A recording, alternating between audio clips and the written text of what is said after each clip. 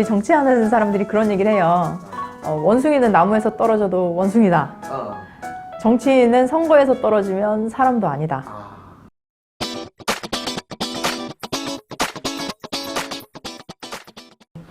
반갑습니다. 저는 지난 20대 국회의원을 했고 18년간 민주당에서 활동한 정은혜라고 합니다.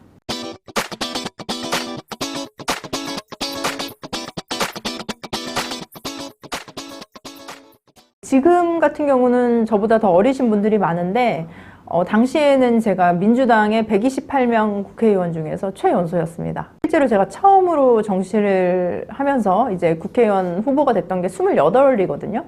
만으로 28에 그때도 이제 비례대표 후보였죠. 2012년. 예, 그때도 최연소였는데 그때는 떨어졌고, 민주당에 들어간 거는 20살 때부터고요. 그때 이제 저는 부산에서 활동을 했습니다. 그래서 사상구에서 활동을 했는데 당시에 뭐 선거 때가 되면 앞에서 이렇게 막 율동하는 친구들 있죠. 네, 그렇게 자원봉사부터 시작을 했고요. 그리고 서울에 올라와서는 이제 강금실 전 법무부 장관님이 서울시장에 출마하실 때 그때 이제 대학생 활동을 시작으로 정당에서 대학생 활동을 계속 했습니다. 그러면서 이제 선거를 나가다가 이제 청년 비례대표 제도가 2012년에 처음으로 생겼죠.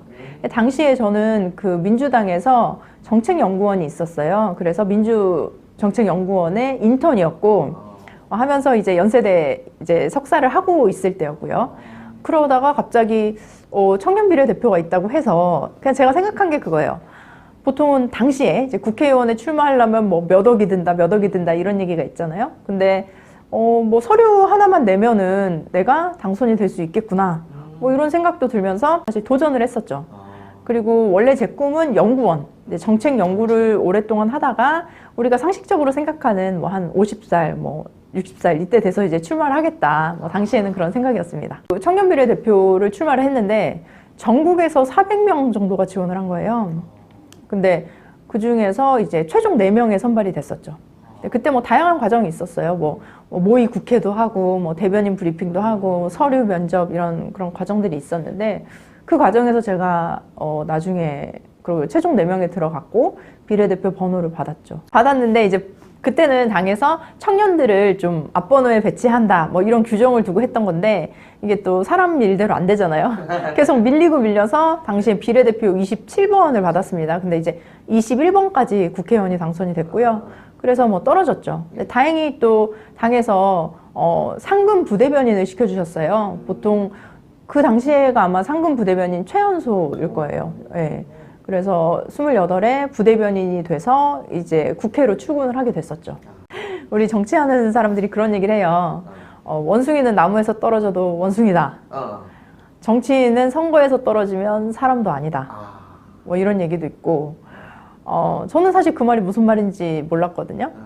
근데 우리는 뭔가, 저도 요즘 고민을 하는 게 존재, 그러니까 나의 존재라는 게 있잖아요. 근데 누군가는 내가 뭐 교수다, 변호사다, 아니면 학생이다, 엄마다 이런 아이덴티티를 가지고 있지만 실제로 그 아이덴티티를 모두 다 삭제했을 때의 모습이 난 거거든요. 그게 주님 앞에서의 내 모습이기도 하고.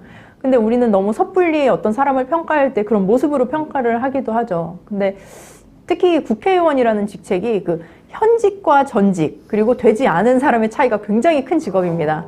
예를 들면 우리가 뭐 회사를 다녀도 4대 보험이 있느냐 없느냐에 따라서 차이가 굉장히 크잖아요. 어떤 생활적인 부분에 있어서도. 그런 것처럼 국회의원이 현직일 때는 예를 들면 모든 행사에 가서도 제일 먼저 소개를 하고 뭐 제일 먼저 인사를 하고 이런 직책인데 실제로 제가 아는 어떤 국회의원은 한 지역에서 3번을 하신 분이에요. 근데 어느 날 지역 행사를 갔었대요. 이제 전 국회의원 신분으로 갔죠. 근데 현직 국회의원, 뭐, 그 다음에 뭐, 구청장, 그 다음에 시의원, 도의원 소개하고 제일 마지막에 소개를 했다고 하더라고요. 그만큼 우리는 그 현직, 커런트 포지션에 대한 그 권한도 굉장히 크고 그 권한이 사라졌을 때 그 상실감도 굉장히 크다고 할 수 있죠. 그리고 할 수 있는 일도 너무 많이 차이가 나죠. 예를 들면 제가 지역구에서 국회의원이라고 했을 때는 지역에 너무나 많은 민원들, 또 좋은 일들을 할 수가 있지만, 그리고 또 국가의 법도 바꿀 수 있죠. 근데 정말 국회의원이 아닐 때는 할 수 있는 게 아무것도 없죠. 진짜 그렇게 당선이 됐을 때는 좀 실감이 안 나는 것 같아요. 갑자기 육아 얘기로 빠지는 걸 수도 있겠는데, 제가 이제 미국에서 하버드 대학교를 졸업하고 한국에 들어와서 이제 육아를 하고 있다가 갑자기 전화를 받은 거예요. 제 앞에 계신 분이 이제 미국 대사로 발령이 나셨다. 그래서 제가 국회의원이 됐다라고 당에서 전화를 받았는데, 받는 순간 정말 처음 들었던 생각이 뭐냐면, 애기 어디다 맡기지? 그 생각이었어요. 내가 막 기쁘다, 뭐 드디어 내 꿈을 이뤘구나, 이게 아니고 당장 그러면 애는 어디에 맡기지?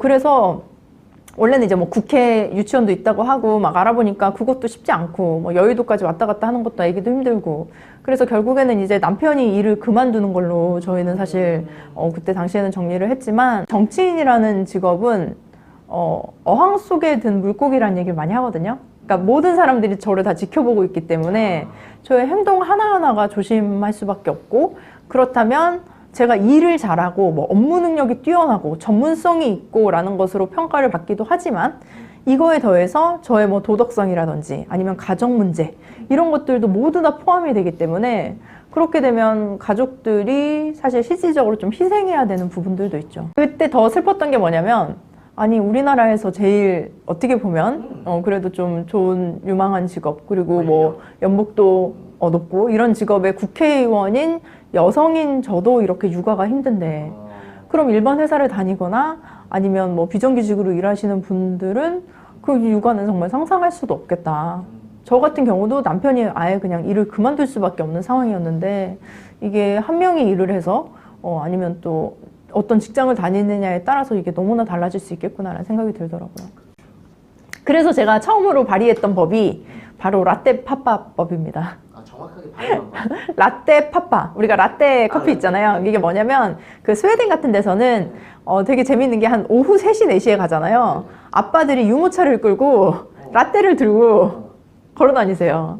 왜냐면 육아를 할 수 있는 환경이 되니까 이제 애들 데리고 산책을 나오는 거죠. 근데 또 옆집 아빠도 있으니까 둘이 이제 뭐 커피숍에 앉아 있을 수는 없고 유모차도 끌어야 되고, 그러니까 라떼 한 손에 들고 한 손에 유모차 들고 다니는, 너무나 정말 이상적인 환경이잖아요. 그래서 그게 라떼 파파예요. 그래서 그런 말이 있는데, 그만큼 남성들의 육아 휴직이 굉장히 잘 보장이 되어 있다는 거죠. 그래서 저는 이 육아 문제 해결의 가장 핵심은 남성이 함께 할 수 있는 구조를 만들어주는 것. 그리고 아시겠지만 그 어린 아이였을 때의 아빠와 보낸 시간은 정말 평생 기억을 하거든요. 근데 우리나라 아빠들은 너무나 바쁘고 일을 해야 되고 이러다 보니까 아이가 그 커가는 그 순간순간을 보기 어려운 상황이 있죠. 그래서 저는 아빠들에게 육아휴직을 보장하는 것이 아이도 행복하고 아내도 행복하고 결과적으로 아빠도 행복하고 모든 가정이 행복하지 않을까. 네.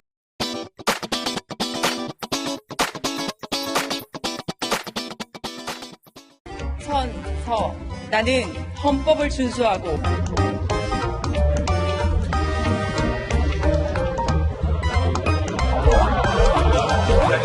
의원 악수? 일단 이게 제 성격이랑도 관계가 있는 것 같아요. 저는 굉장히 계획적인 사람이거든요. 근데 그날도 이제 국회를 갔는데 이제 안내해 주시는 분이 이제 설명을 해주신 거죠. 여기서 세 걸음을 가서 뭐 인사를 하고 그리고 선서를 하고 이러고 뭐 오른쪽으로 뭐 내려가시면 됩니다. 뭐 이런 식으로 말씀해 주시길래 아 그렇게 해야 되는구나. 저는 약간 그게 정해져 있으면 그걸 해야 된다는 생각이 좀 강한 사람인 것 같아요. 그래서 이게 뭐 장점이 될 수도 있고 어떻게 보면 고지식해 보일 수도 있겠지만 규칙과 룰을 지키고 법을 지키는 거에는 굉장히 또 유리하기도 하거든요. 그래서 이제 그날도 그랬던 거죠. 했는데 이제 의장님도 정신이 없으시니까 이제 보지 못하셨고, 저는 이거는 꼭 해야 된다. 예정돼 있었던 건데 해야 되는 어떤 루틴이다 해가지고 근데 생각보다 단상이 너무 높더라고요. 그래가지고 예, 그리고 전 또 운동화를 신고 갔었고, 그래서 이제 나름 이제 나를 봐달라. 뭐 소리를 지를 순 없으니까 일단은 깡총깡총 뛰었던 게 이제 그렇게 화면에 잡혔던 것 같습니다. 근데 그 장면 하나가 제 성격을 딱 보여주는 것 같아요. 아까 말한 뭔가 그 정해진 규칙이나 이런 것들을 잘 지키는 성격이기도 하지만 뭔가 제가 그런 권위적인 현장에서 그런 행동을 할 수 있었다는 게 어떻게 보면 쉽진 않은 결정이긴 했거든요. 근데 그럼에도 불구하고 저는 뭐 권위나 이런 것보다는 뭐 나의 체면, 위신 이런 것보다는 뭔가 더 국민들이 원하는 거, 국민들이 생각하는 거, 그리고 내가 해야 되는 거, 이런 것들을 생각하는 게 아닌가 싶어요. 네. 네. 사실 제가 이렇게 선서문 읽고 연설할 때는 잠깐 더불어민주당의 색채가 있기 때문에 네. 국힘 쪽에서 나중에 보시면 막 소리를 막 질러요. 왜 그래, 왜 그래. 네, 제가 왜냐면 더불어 사는 세상 그 얘기를 했거든요. 노무현 대통령님 얘기를 하면서 이 자리에서 그런 얘기를 하셨는데 정말 돈 없어서 못 먹고 힘들고 교육 못 받고 이런 사람은 없어야 되는 거 아닙니까? 뭐 이런 얘기를 했었는데 이제 노무현 대통령님 말씀하셨던 거를 그대로 코트를 하니까 이제 화가 나서 뭐 얘기를 하셨던 것 같은데 그러고 나서도 근데 내려오니까 본인들도 웃으시고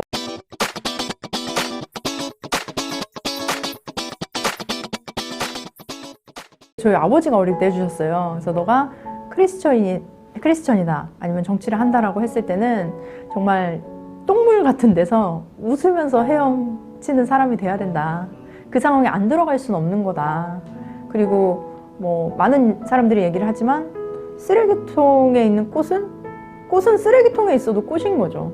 그럼 쓰레기통에 있다고 다른 존재가 되는 건 아니잖아요. 그런 얘기를 하시긴 하셨는데 저도 요즘 계속 이제 낙선을 하고 나서 또 당선이 되고 낙선이 또 되고 이러면서 저 스스로를 많이 좀 돌아보고 있거든요. 근데 제가 좀 힘들었던 점이 목사딸, 아마 PK를 경험하시는 분들은 다 아시겠지만 목사딸이라는 게 어렸을 때부터 이제 목사님의 딸로서 뭔가 다른 사람들에게 책 잡히지 않을 짓 하고 어떻게 보면 내가 좀 더 모범적으로 보여야 된다는 생각을 하고 그렇지 않았을 때는 가장 큰 부담이 뭐냐면 우리 아빠 얼굴에 내가 먹칠을 한다 이런 생각을 하는 거죠.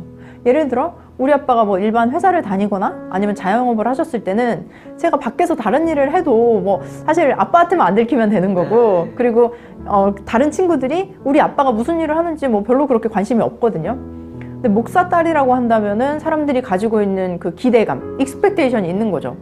그러니까 뭐 공부도 잘해야 되고 모범적으로 살아야 되고 예를 들면 뭐 술 담배도 당연히 하면 안 되는 거고 뭐 밤에도 뭐 일찍 들어와야 되고 막 이런 것들을 해야 되는데 사실 제가 요즘 느낀 게 부모님은 저한테 강요한 적이 없어요. 강요한 적은 없는데 제가 스스로 그렇게 살았더라고요. 그런 점에서 좀 많이 좀 치유를 받고 있는 과정이기도 한데 그런 면이 사실 정치를 하니까 더 생기는 거죠. 내가 외부에 보여지는 것 그리고 남들이 느끼는 것 이런 것에 대해서 더 민감하게 반응할 수밖에 없거든요. 근데 이건 장단점이 될 수도 있는 게 민심을 들어야 되는 거잖아요. 국민이 원하는 게 뭔 줄 알아야 되는 거잖아요. 그러려면 귀를 열어야 되죠. 근데 귀를 열면 또 다른 소리를 하시는 분들이 있거든요. 그러니까 좀 부당한 비난이라든지 이런 공격을 하실 때 그것을 다 들어야 돼요. 일단 다 듣고 내가 그걸 필터를 해야 되는 건데 그 듣는 것 자체가 굉장히 좀 쉽진 않죠. 저희 아버지가 어릴 때부터 그냥 계속 말씀하셨던 게 돈 벌어서 남 주고 배워서 남 줘라 그 얘기를 하셨어요. 네가 공부를 하는 이유는 다른 사람들에게 그 배움을 나누기 위함이야. 네가 돈을 버는 이유는 그 돈으로 다른 사람에게 베풀기 위함이야 라고 말씀을 하셨고 저는 그거를 굉장히 막 머릿속에 새기고 살았거든요. 근데 국회의원이 되고 나서 그거를 적용하려고 저는 노력을 많이 했는데 그게 안 되는 거예요. 예를 들면 국회의원이 가진 가장 큰 권력은 법안을 만드는 거죠. 입법하는 건데 그래서 저는 열심히 뭐 입법 관련해서 공부하고 노력하면은 입법이 짠 하고 만들어지는 줄 알았어요. 근데 가장 큰 것은 법안이 지금 막 국민들이 말씀하시는 게 많잖아요. 아, 왜 이런 법은 없어? 이런 법은 없어? 왜 이런 거 국회의원들이 안 만들어? 가장 큰 거는 관심이 없다. 의원들이 관심이 없다는 거죠. 그래서 이미 좋은 법안들은 많이 다 나와 있어요. 예를 들어서 제가 조두순 접근 금지법을 발의를 했거든요. 근데 조두순이 출소하기 1년 전에 저는 그 법을 만들었어요.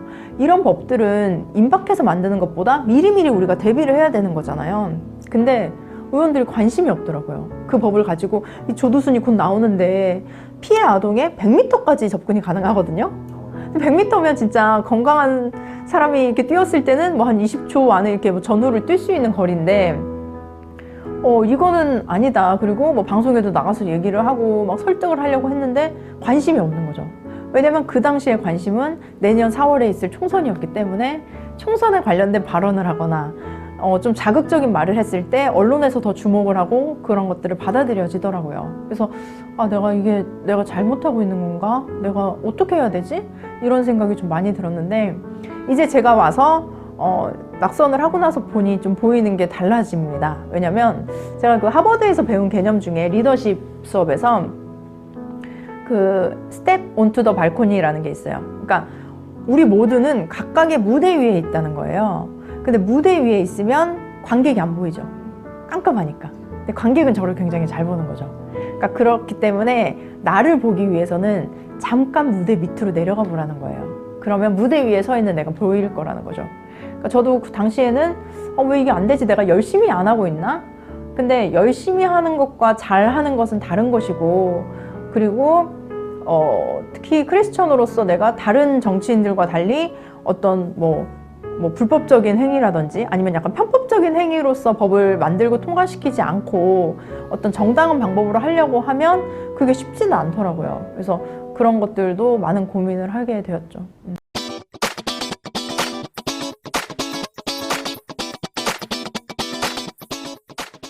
아버지는 어릴 때는 굉장히 부유하게 사셨거든요. 근데 이제 본인이 사업에 실패하고 그런 어려운 상황에 되었을 때 그 생각을 했대요.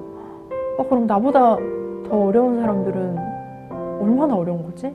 이 생각을 하시면서 이제 신학 공부를 다시 하시고, 그리고 이제 무료급식을 먼저 시작했어요. 그래서 저희 동네가 이제 좀 폐지 주우시는 어르신들도 많으세요. 그래서 그분들 매주 수요일마다 무료급식을 하고, 또 아버지는 이제 그냥 성경적으로만 생각하시는 거예요. 너희가 고아와 과부를 도와라라고 하셨으니까, 그러면 미혼모들, 특히 사실은 우리가 아이들을 돕는 거는 굉장히 좀 많은 시스템이 필요하잖아요. 그 공간도 필요하고 인력도 필요하고. 근데 미혼모 같은 경우는 저희가 미혼모를 케어하게 되면 미혼모가 또 아이를 케어할 수 있는 그런 구조가 되기 때문에, 특히 그 시설에도 못 가는 친구들, 제가 정말 어릴 때부터 정말 너무 다양한 친구들 많이 봤어요. 예를 들면 예를 들면 새어머니에 의해서 이렇게 술집에 팔려갔다가 9번의 낙태를 했는데 10번째는 자기가 지키고 싶다.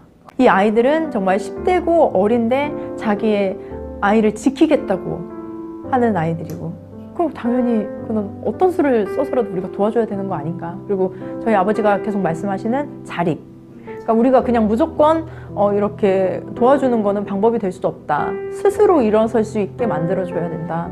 그래서 일단 공간에 대한 그런 걱정은 하지 마. 여기 집이 있으니까. 그러니까 너희들이 아르바이트를 하든지 돈을 벌어서 차곡차곡 모아라. 그리고 너희 집도 얻고 나중에 아이랑 행복하게 살아라. 그게 목적이셔서 이제 미혼모 분들, 그다음에 이제 어르신분들, 이제 어르신들 식사 대접, 그리고 사실 영정 사진 찍어주는 봉사도 했어요. 그래서 마지막에 가시는 길 그래도 예쁘게 한복 차려 입으시고 이렇게 멋진 사진 이렇게 가지고 가시라고 그런 것도 했습니다.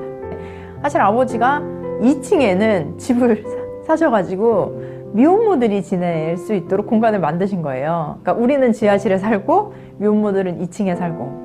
근데 미혼모들은 특히 아이들이 신생하기도 하고 좀 더 쾌적한 환경에서 살아야 된다.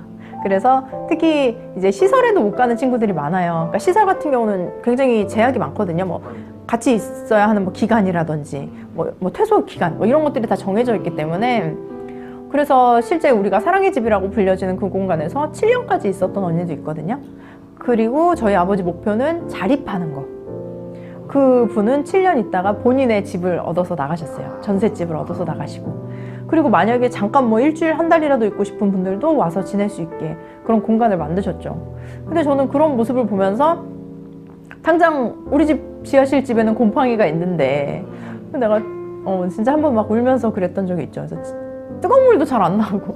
제가 제 책에 썼던 내용 중에 5분 목욕, 5분 샤워가 있어요. 네. 근데 그거를 청소년기에 굉장히 민감한 시기에 그런 일이 있었으니까 친아빠 맞냐라고 했는데, 근데 지금 제가 나이가 들고 아이를 낳아서 이렇게 느끼는 건 아버지가 정말 대단하시다. 그리고 솔직히 말하면 내가 그렇게까지는 나는 못할 수 있겠다 라는 생각이 드는데, 요즘 느끼는 게 좀 눈물이 나려고 하지만 예수님의 사랑, 하나님의 사랑에 대해서 느끼게 됐어요. 자기 자식을 희생해서 남을 돕는다? 남을 구한다? 이게 가능한 건가? 아마 아이를 낳아보신 분은 느낄 거예요. 차라리 그럼 내가 죽으면 되지. 내가 희생하면 되지. 근데 점점 나이가 들수록 그 사랑을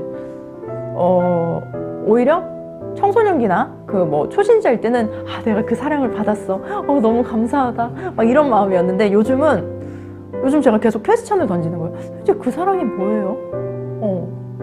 도저히 이해가 안 되는데.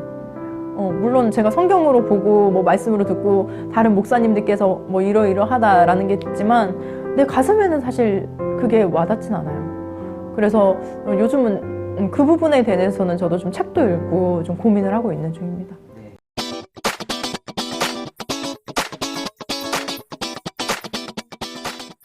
아쉬운 건 있죠. 왜냐면 제가 그동안 뭐 한 십몇 년 동안 당에 있으면서 하고 싶었던 법안들이 너무 많았거든요.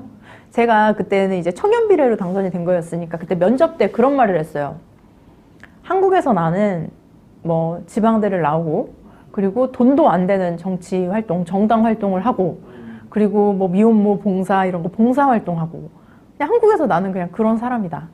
근데 이 똑같은 경력의 정원회를 미국의 하버드 대학교라는 세계 최고라는 하버드 대학교에서는 네가 대가가 주어지지 않아도 가치를 쫓아서 살아온 사람이구나 라고 평가를 해줬다. 그래서 나를 합격시켜줬다. 나는 대한민국이 그런 사회가 되면 좋겠다. 우리가 사람을 처음 봤을 때 사실 우리는 그렇게 평가하잖아. 일단 외모 평가하고 그 다음에 직업이 어디야? 학교가 어디야? 연봉이 얼마야? 그걸로써 일단 우리의 선입견을 만들어요. 그리고 그 사람을 바라보죠.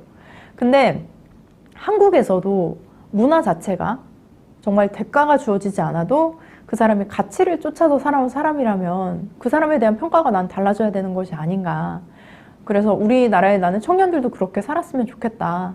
그런 얘기를 하고 제가 사실 국회의원에 당선이 된 거거든요. 그 면접을 나중에 마지막에 봤었죠. 공천 면접을 볼 때. 근데 제가 그렇게 오랫동안 하고 싶었던 일들, 그 대한민국에서 그런 문화들이 좀 바뀌어야겠다라고 싶었던 것들을 법안으로 하고 싶었는데 너무 그 기간이 짧았고 그래서 그런 아쉬움에 이번에도 도전을 뭐 이렇게 고민을 또 하고 있습니다. 네, 근데 이게 하나님이 저를 자꾸 사용하시는 방법이 그런 식으로 좀 하시는 것 같아요. 왜냐면 제가 원래 하버드도 그 GR이라고 미국의 대학원을 가려면 보는 SAT 같은 수능이 있어요. 근데 그거를 봤는데 수능을 봤는데 그게 상위 8%가 나온 거예요. 그러니까 그건 미국 애들도 보는 시험인데 그럼 100명을 보면 제가 8등을 했다는 얘기거든요. 굉장히 잘 본 거잖아요. 너무 잘 봤다 이러고 너무 이 점수가 아깝다. 근데 그 점수가 5년이 유효기간이었어요. 근데 그 사이에 28의 그 청년비례 대표되고 뭐 당에서 이제 부대변인 하고 이러면서 이제 계속 정치 활동을 했죠. 그러면 오히려 정치적으로 계속 커리어를 쌓았으면 훨씬 더 좋았을 상황인데 그 5년 유효기간이 끝나가는 거예요. 그래서 제가 생각에 이 시험을 다시는 볼 수는 없고 그래도 내가 이렇게 잘 본 시험이 너무 아깝다. 그래서 하버드를 계속 그냥 생각만 하고 있었지 이번에 한번 지원을 해야겠다라고 해서 그 5년째 되는 해에 지원을 한 겁니다. 근데 그것도 생각을 했어요. 왜냐면 학교를 붙고 안 붙고는 제가 할 수 있는 건 아니죠. 근데 학교를 지원하고 안 하고는 제가 결정할 수 있죠. 그래서 나중에 그 생각을 했어요. 제가 나중에 자녀를 낳았을 때 엄마가 하버드 지원했는데 떨어졌어 라고 말하는 건 전 자랑스럽다고 생각해요. 근데 엄마가 두려워서 하버드 지원을 못했어 라고 하는 거는 너무 부끄럽더라고요. 꿈이 있었는데 지원하지 않았던 거니까요. 제가 사실 하버드를 갔는데 보통 한국에서 온 친구들은 뭐 민사고나 서울대 출신들이 많아요. 느꼈던 게 있었죠. 전 지방대를 나왔는데 생각해보니까 지방대를 나온 친구들이 하버드를 갈 생각을 많이 안 해서 못 간 거죠. 보니까 뭐 어떻게 서울대나 뭐 민사고나 이렇게 나온 친구들은 친구들이 다 그런 환경이거든요. 내 친구도 뭐 하버드 나오고 뭐 내 친구도 하버드 가고 뭐 이런 식으로 생각을 하니까 그냥 그걸 당연하게 생각했던 거죠. 근데 저는 제가 말하고 싶은 요지는 뭐냐면 뭐 하버드를 가도 되고 안 가도 되고 그건 자기 마음인데 뭔가 우리가 그 선택지 중에 하나라는 것조차도 생각하지 못하는 교육이 저는 문제라고 보는 거죠. 너는 몇 점이니까 이 인생 살아. 제가 늘 얘기하는 게 가난한 사람은 가난한 사람답게 살아야 되나요? 얘기하거든요. 예를 들어서 제가 30살까지 반지하 살았고 대학교에서도 저는 알바를 막 하루에 7시간씩 했어요. 학원에서도 하고 뭐 이제 커피숍에서도 일하고 그랬는데 이제 학부는 수석으로 졸업을 했습니다. 수석 졸업을 할 때 이제 또 장학생들한테는 또 추가로 주는 장학금이 있어요. 근데 공부를 잘하고 그리고 좀 가계 형편이 곤란한 친구들이 받는 장학금이에요. 총동창회 장학금. 근데 면접을 봤어요. 그래서 저보고 이 돈을 받으면 어디에 쓸 거냐고. 그래서 유럽 여행을 가거나 미국 어학연수 갈 때 쓸 예정입니다 라고 얘기를 했어요. 그랬더니 저한테 갑자기 면접하시는 분이 소리를 지르시더라고요. 너가 이 장학금이 무슨 장학금인지 알고 온 거냐고. 박애곤란한 애들이 성적이 우수하고 성실하게 사는 애들한테 주는 장학금이야. 네 옆에 있는 애는 이 장학금 받아서 어려운 형편의 부모님한테 드리겠다는데 너는 유럽 여행을 간다 그래? 그렇게 말씀을 하시더라고요. 근데 그때 제가 울면서 얘기했던 게 그거예요. 서울에 우리 집에 부모님들 지하실에 살고 있고요. 저도 고시원 살고 있고 하루에 7시간씩 알바합니다. 생활비는 제가 벌 수 있어요. 등록금도 제가 성적 장학금으로 다 메꿀 수 있습니다. 이 돈을 가지고 제가 엄마한테 드리면 이 돈은 그냥 사라지는 돈이에요. 이 돈을 가지고 제가 유럽 여행을 가거나 미국 어학연수를 가면 나중에 그걸로 인해서 제가 보고 듣고 배운 것으로 저는 돈을 더 많이 버는 사람이 되어 있을 수 있습니다. 이건 저를 위한 투자라고 생각합니다. 라고 얘기를 했고, 그래서 그때 그 장학금을 제가 받았죠.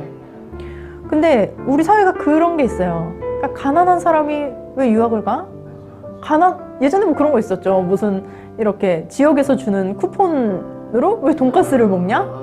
가난한 사람이 돈가스 먹으면 안 되는 거예요.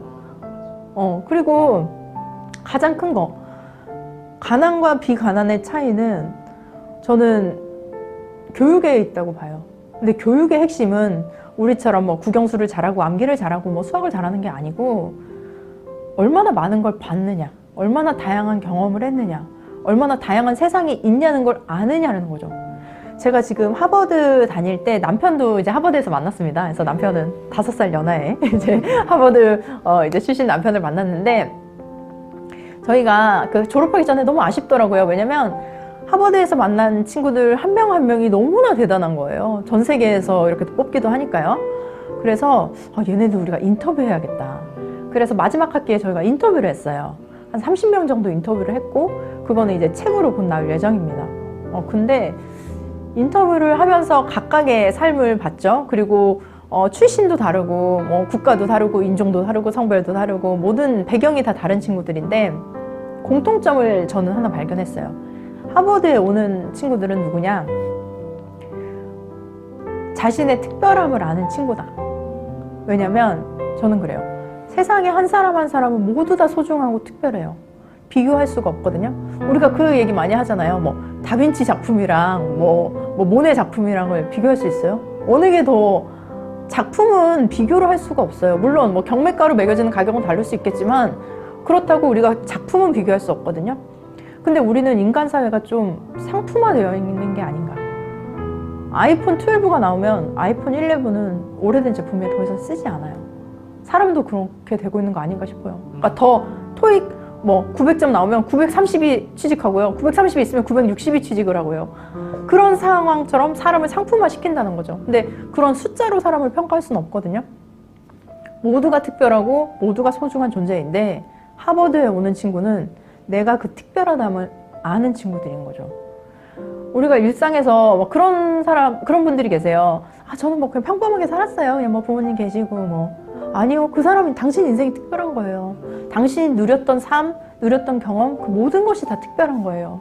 그래서 그 소중함을 알았으면 좋겠다. 어릴 때 보고 듣고 경험하는 것이 굉장히 중요하다는 거예요. 사실은 일반적인 그냥 한국에서 학교 다니는 학생들은 뭐 하버드 이런 거 생각을 그냥 뭐 하버드 어학원 뭐 이런 식으로만 생각을 하죠. 근데 저희 그 사촌 오빠 같은 경우는 이제 연세대를 나오고 이제 하버드로 이제 유학을 갔어요. 근데 어릴 때 그냥 들은 거죠. 그래서 오빠가 하버드를 갔대. 근데 뭐 거기가 세계에서 제일 좋은 학교래. 그래서 제가 6학년 때 책상에 쓴 거예요. 이렇게 붙여가지고 하버드 가자 해가지고 붙여놓은 거예요. 근데 막 공부를 어떻게 해야 되는지도 모르고. 근데 아마 제 생각엔 그때 주님이 그걸 보시지 않았나 싶습니다. 계속 길이 어떻게 보니까 그쪽으로 이렇게 인도가 되더라고요. 그래서 그렇게 갔었던 거죠. 네.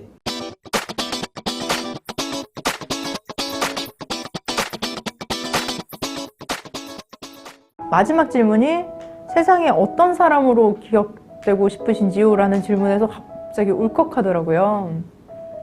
생각해 본 적이 없어요. 그냥 하루하루 살고 내가 생각했던 목표들 이루고 오히려 아버지가 말씀하신 돈 벌어서 남 주고 배워서 남 주라는 게 그 생각을 하다 보니까 결국에는 저 자신에 대해서 잘 모르고 있더라고요. 내가 나한테 친절하지 않았고요. 내가 나를 많이 사랑하지 않았어요. 오히려 다른 사람을 사랑한다고 하는데 나를 사랑하지 않는 사람은 다른 사람을 사랑할 수 없거든요. 근데 오히려 저 자신에게 너무 채찍질했던 것 같아요. 은혜야, 너는 장녀니까, 너는 정치를 해야 되니까, 너는 목사 딸이니까 너는 여기서 물러서면 안 돼. 강해야 돼. 담대하게 나아가야 돼. 그렇게 저 자신을 자꾸 채찍질해서 요즘은 조금 저를 풀어주는 연습을 하고 있어요. 제가 사실 여기 보면 염색을 좀 했거든요. 근데 원래 정치인들이 이렇게 염색을 안 해요. 근데 저는 막 빨간색, 파란색, 노란색 이런 것도 염색도 해보고 싶은 사람이고, 근데 어릴 때부터 계속 목사 딸, 정치인 하니까 이렇게 양복 정장 입고 다니고 뭐 이렇게 살았는데 왜 내가 좀 하면 안 돼? 그리고 보니까 이쪽에 요즘 새치도 많이 나더라고요. 뭐 이렇게 하면 오히려 새치 염색 덮으려고 안 해도 되고 더 편하겠네. 그런 생각하면서 하니까 처음에는 사람들이 이거 정치하는데 이렇게 머리를 하면 안 되는 거 아니야? 라고 생각을 하는데 말을 하고, 근데 그때 제가 이 얘기했어요. 저 그냥 하고 싶은 대로 하고 살려고요. 이거 뭐 남한테 피해되는 것도 아니고 뭐 좀 불편하세요? 이러면 아니야 그냥 걱정돼서 그러지 이러세요. 근데 이제는 그게 과거 같았으면 제가 그런 걸 의식했을 거예요. 내가 정치인 같지 않은 건가? 나는 이러면 안 되는 건가? 그래서 너무 다른 사람의 눈을 의식하지 말아라. 그런 얘기를 저는 좀 하고 싶긴 한데, 오히려 요즘은 지역에서 주민들을 만나면 그때 그 사람 기억나요. 머리가 특이해서 기억해요. 이렇게 말씀해 주시는 분이 많아서 오히려 저한테는 더 이렇게 장점이 지금 되고 있습니다. 그래서 어떤 사람으로 기억되고 싶은가는 아직 답은 없어요. 하나님 안에서 하고 싶은 거 다 했던 사람.